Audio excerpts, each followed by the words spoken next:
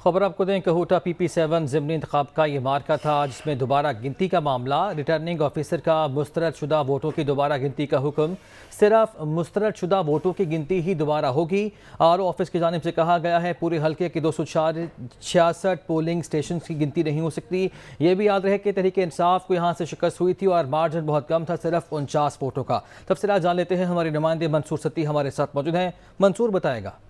जी बिल्कुल, returning officer Kahuta के अभी दोनों अफ्रीकैन मुस्लिम लीग नून के जो वकला थे और पाकिस्तान तहरीक इंसाफ के वकला थे, दोनों के हतमी जो दलाइल थे वो मुकम्मल होने के बाद अभी रिटर्निंग ऑफिसर ने फैसला महफूज किया है, जिसपे मुख्तलिफ तजावीज़ दी गई कि एक तो मुस्तरद शुदा जो वोट्स हैं उनकी गिनती की जाए।